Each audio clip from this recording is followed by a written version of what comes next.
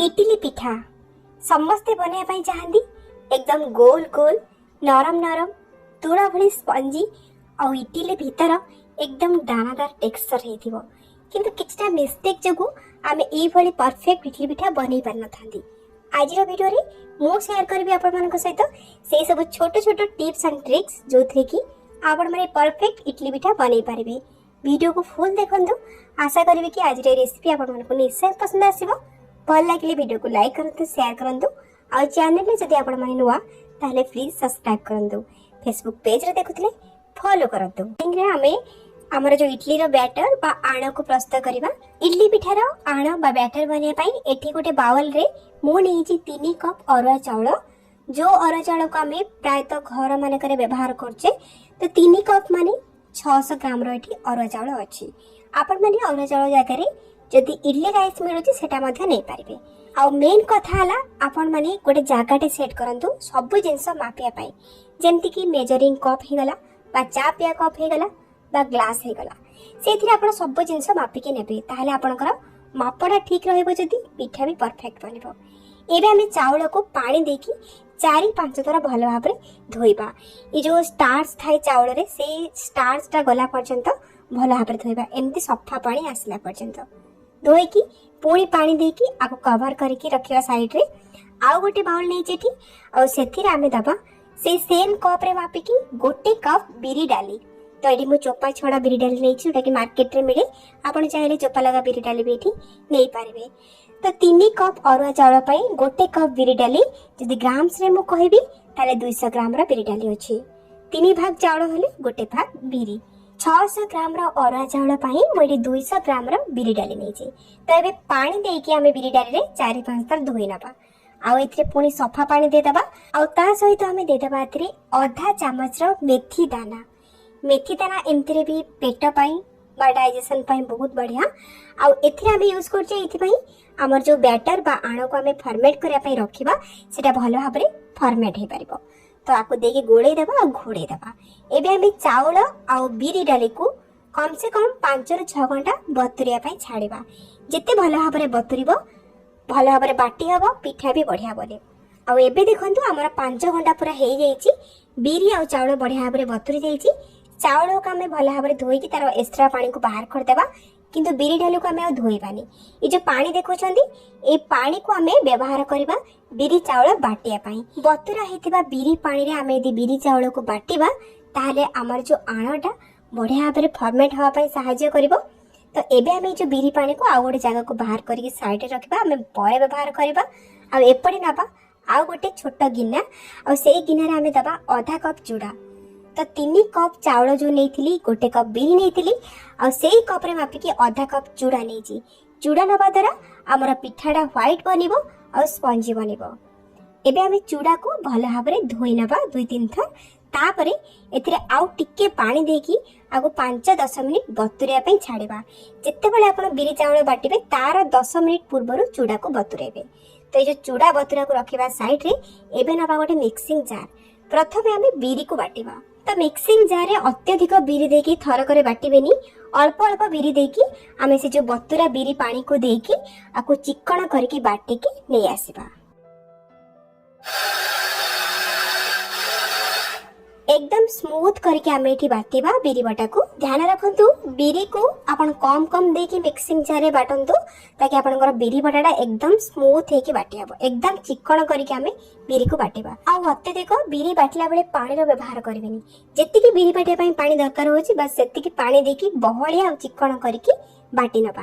तो ये देखंतु बाटी साला परे गोटे बड़ जगह रे हमर बिरी बटा को रखुची, जतरा कि हमर आणाटा फॉर्मेट हला परे से फुलीबो ना, ताको सफिशिएंट जगह मिलिबो फुलिया पई। बिरी सब को बाटी साला परे से सेम जार रे हमें बाटीबा चाउल को। तो चाउल हमें कम कम दबा जार रे और से जो बतुरा बिरी पानी को देकी हमें बहलिया करके एठी बाटीबा। जेहेतु हमें इडली पिठा बनाउछंती पानिया करिबेनी, बैटर को बहलिया करके बाटिबे। आ एठी हमें चाउल को एकदम चिकण करके बाटीबानी। बिरी को चिकण करके बाटिथिले किंतु चाउल को हमें दरदर करके बाटीबा। जेमती सुजी को आपण यदि हाथ रे धरिबे जेमती पगड़ पगड़ हेकी लागे ना, बस सेही भलिया एठी आपण को टेक्सचरटा आसीबा दरकार। ताहाले आपणकर इडली पिठाटा एकदम दानादार बनिबो और स्पंजी भी बनिबो। तो अबे से जो बिरी बटा रखिथिले जो जगह रे से जगह रे हमें चाउल बटा को दे दबा। आ एबे हमर बळका बतुरा चाउल को मिक्सिंग जार रे दे दबा आ ता सहित बतुरा चूड़ा सब को दे देकी अल्प टिके बतुरा बिरी पानी देकी आको मध्य बहलिया और दरदर करके बाटी की नहीं आसीबा। तो एडी देखंतु मु बाटी देछि सब को आ एबे से बड़ जगह रे रखी देछि आ मिक्सिंग जार को धोई की आ 3 ରୁ 4 चम्मच पानी एठी मु दे देछि। बेसी पानी दबानी पानिया करबानी बहलिया रखिबा बैटर को। एबे हमें 3 ରୁ 4 मिनिट पर्यंत गोटी डायरेक्शन रे आमे आको भल भाव में फेंटी नबा बा मिक्स करी नबा। बिरी चाउल बटा को आपण माने चामच रे न गोळे की हाथ को सफा करके हाथ रे गोळांदो ताहाले आपनकर बैटर टा बढ़िया भाव में फर्मेंट हबो। आ एठी आपण माने बैटर रे कंसिस्टेंसी देखि पारथिबे मोटा एकदम अछि। एमिति ही मोटा रखिबे इडली बनिया पई बिल्कुल भी पानिया करिबेनी। तो बैटर को भल भाव में गोळे देइछि तो चारि साइड टिके सेट कर देबा बा पोछि देबा तापर आको हमें कवर करके फर्मेंट करिया पई छाड़ीबा। जेहेतु एबे खरा दिन चलछि 6-7 घंटा रे आपन को बैटर टा बढ़िया भाव में फर्मेंट हि जिवो। आ यदि शीत दिन आपन माने पिठा बनौथिबे ताहाले आपन को 10 ରୁ 12 घंटा लागिवो। सबटु बेस्ट टाइम हैला आपन माने राती रे आण को प्रिपेयर करिवे और सकाळ पिठा करिवे आपन को बैटर टा बढ़िया भाव में फर्मेंट हि जाइथिबो। आ एठी देखंतु 8 घंटा परे म आपन को देखौछि।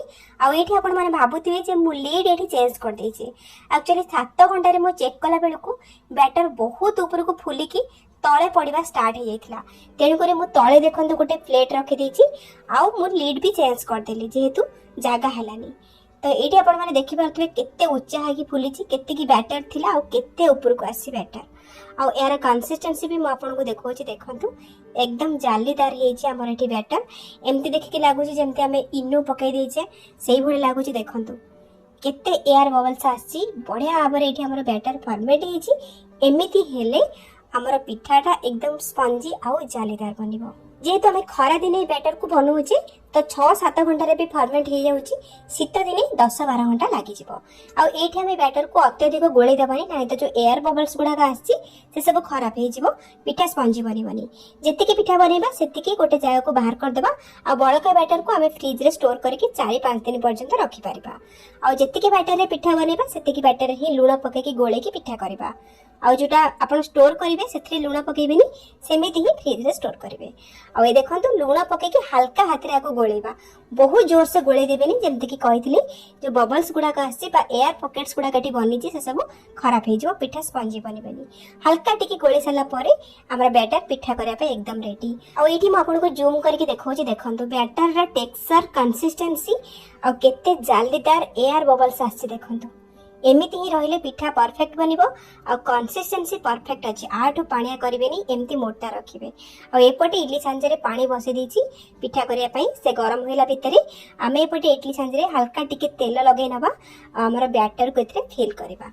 आ गोटे कथा हला आपण तले बैटर को भरिबे छांच रे फुल एकदम कर देबेनी हल्का टिके ऊपर को जगह रखिबे। पिठा भी हमर टिके फुलिबार अछि ताको सफिशिएंट जेमति जगह मिलिबो। आ इडली छांच रे पानीटा पूरा फुटिला परे आमे हमर स्टैंड को रखिबा पिठा को सिझिया पई। बेले बेले पानी फुटी नथिबो बा गरम हे नथिबो आमे एति पिठा को रखिबा सिझिया पई पिठाटा फुली न थाए। तो एटी सब स्टैंड मु रखि देछि। एबे हमें कवर कर देबा आ फ्लेम को हाई रे रखिबा आउ 8 ରୁ 10 मिनिट पर्यंत आकु सिझिया पई छाड़ीबा। बेले बेले पिठा अधिका सिझी गले भी टाण हो जाय थाए से भूल करिवेनी। आ एटी देखंतु 10 मिनिट परे म आपन को देखौछि देखंतु पिठार साइज एकदम डबल हे जाईछि। केते सुंदर भाबरे पिठा हमर एठी फुली छि आ पिठा सिझी भी गलानी ऊपर ऊपर सुखिला हे जिवो जानिबे पिठा हे जाईछि। एबे हमें पिठा स्टैंड को बाहर करके हल्का टिके ठंडा करबा। टिके ठंडा हे गला परे पानी छिटा टिके ऊपर लगेबा ताकि हमर पिठाटा भलो भाबरे बाहरी आसीबो। तापरे चामच पछ साइड रे हमें पिठा को बाहर करबा और चामच को टिके ओदा करके पिठा को बाहर करबे। देखंतु केते सुंदर भाबरे पिठा हमर बाहरी जाईछि आ स्टैंड रे टिके भी लागिनी जेहेतु हमें तेल लगैथिले। एठी हमर रेडी हे गला एकदम तुला भली नरम स्पंजी इडली पिठा। किछटा छोट छोट टिप्स को आपण माने ध्यान रखि की पिठा बनांतु आपण का पिठा भी परफेक्ट बनिबो। आ इडली पिठा सहित आपण माने आलू मटर तरकारी चटनी सांबर रे खाइबे बहुत बढ़िया लागिवो। सांबर रेसिपी ऑलरेडी हम चैनल रे अपलोड अछि। मो डिस्क्रिप्शन बॉक्स रे लिंक दे देबी आपण माने चेक करि पारिबे। निश्चय बनातु इडली पिठा को केमति लागिला आपण का अनुभूति मो सहित शेयर करंतु। ताले आज पई रहउची पुणी आसीबे आ गोटे नवा रेसिपी नै कि सेही पर्यंत रहली। नमस्कार बाय जय जगन्नाथ।